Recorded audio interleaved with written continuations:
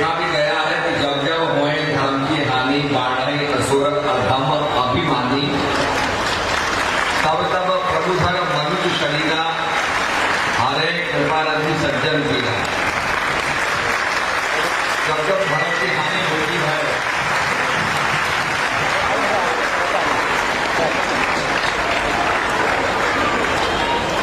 और संसार के अंदर पाप बढ़ जाता है, अत्याचार बढ़ जाते हैं, आतंकवाद बढ़ जाता है, अनिश्चितता बढ़ जाती है,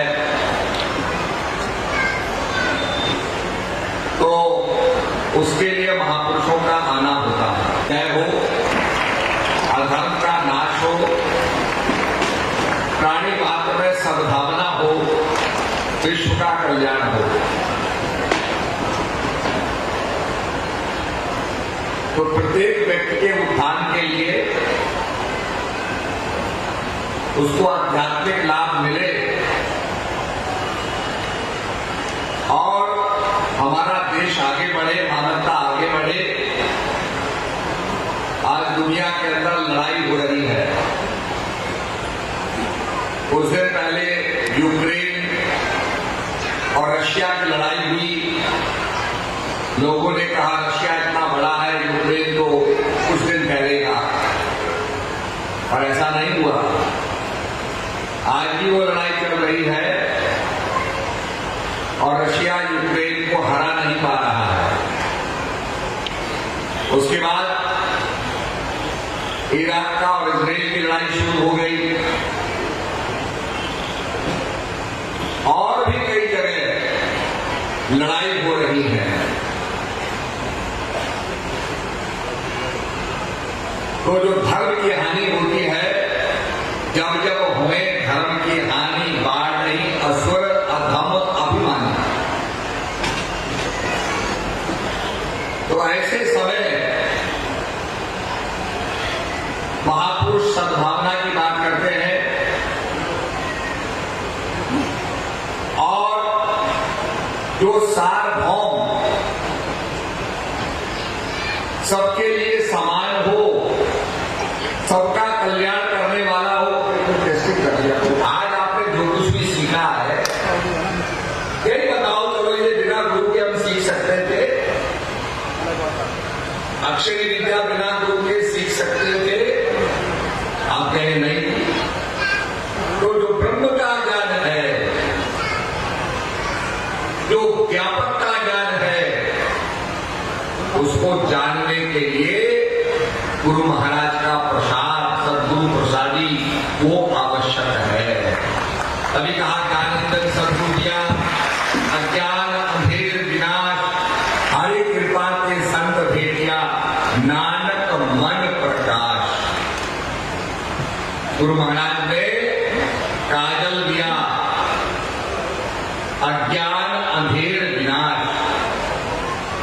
अज्ञान का जो अंधकार है उसका विनाश कर दिया। हरि कृपा से संत भेटिया, प्रभु की कृपा से, भगवान की कृपा से संतों का सानिध्य प्राप्त हुआ। प्रचार कर पाएंगे। अब इतना सुंदर आश्रम बना है और आप आश्रम में आओगे नहीं, उसकी साफ सफाई नहीं रखोगे तो आश्रम कभी साफ सुथरा रहेगा? देखो भाई जी, महात्मा जी तो प्रचार करने के लिए थे, ज्ञान का प्रचार प्रसार करने के लिए, लेकिन जो आश्रम बन जाता है उसकी साफ सफाई, उसका रख रखाव करना प्रत्येक प्रेमी का दायित्व होता है, उसका कर्तव्य होता है। नल टूट गया होगा तो सीधे प्लम्बर को बुलाओगे, उसकी मरम्मत कराओगे।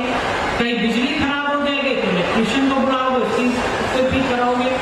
उसकी चिंता रहती है। क्यों? क्योंकि आपने वहां पे अपना धन को लगाया हुआ है। इसलिए जहां धन लगा वहां आपका मन लगा रहेगा। यहाँ पे तो भाई हमारी अब जीवन की बड़ी जो है बड़ी मेहनत की हमारी कमाई लगी हुई है, तो हमें को खराब नहीं करना चाहिए। तो ये आश्रम भी तो आप लोगों की मेहनत का परिणाम है, उसको बना है, तो उसका रख रखाव, उसकी देखभाल करना वो आप लोगों का कर्तव्य है, आप लोग करना है। ये नहीं कि भाई जी और महात्मा जी जो रह रहे हैं ये उनका कर्तव्य है, उनका भी कर्तव्य है, लेकिन उसमें सहयोग तो आप करोगे ना। भाई जी का काम है प्रचार करने जाएगी, एक जगह से दूसरी जगह से तीसरी जगह जाएगी, तो भाई जी तो इतना समय नहीं होगा कि उसकी सफाई साफ सफाई में लगी रही। अगर साफ सफाई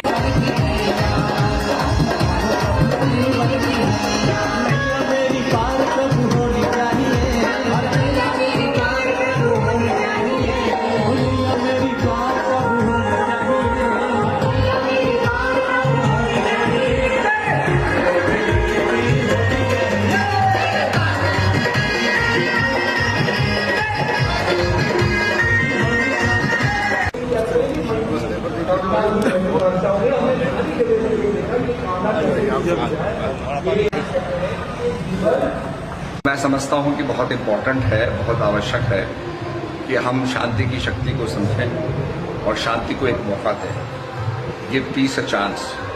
आज दुनिया में लड़ाइयाँ हो रही हैं तो जनता या अवेयर होनी चाहिए, जनता को ये मालूम होना चाहिए कि कितना वर्ल्ड वॉर का एक वातावरण बना हुआ है और जिसमें हमें अपने देश की एकता सद्भावना को कायम रखना है। और यहाँ पर सभी साइंस और अध्यात्म को लेकर के बात समझाई गई, एकता के बारे में समझाया गया, ये बहुत आवश्यक है। मैं उत्तराखंड से आता हूँ और हम ये चाहते हैं कि भविष्य के अंदर उत्तराखंड को भी हम यहाँ के आपके जो यहाँ का टूरिज्म है उससे जोड़ें।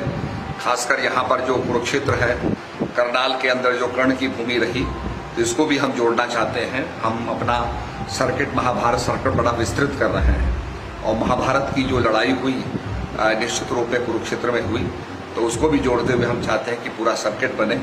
2 सर्किट्स हमारे देश के बड़े प्रधान सर्किट्स हैं, एक महाभारत सर्किट, एक रामायण सर्किट ही कहते हैं। और निश्चित रूप में उत्तराखंड से स्वर्गारोहण भी होता है। हमारी 4 धाम यात्रा चल रही है और अब समाप्त होने जा रही है। 3 तारीख को जो है केदारनाथ के पट भी बंद हो जाएंगे। पर वैकल्पिक जो हमारे शीतकालीन जो हमारे धाम हैं, जैसे यमुनोत्री के अंदर यमुनोत्री की पूजा खरसाली में होती है, गंगोत्री की पूजा मोखबा में होती है, केदारनाथ की पूजा ऊखीमठ में होती है और बद्रीनाथ की पूजा जो है आपके पांडुकेश्वर और जोशीमठ में होती है। ये शीतकालीन स्थान बन जाते हैं जहाँ पर पूजा होती है। हम निश्चित रूप में पर्यटकों से आग्रह करेंगे कि शीतकाल में जाके वहाँ पूजा कर सकते हैं।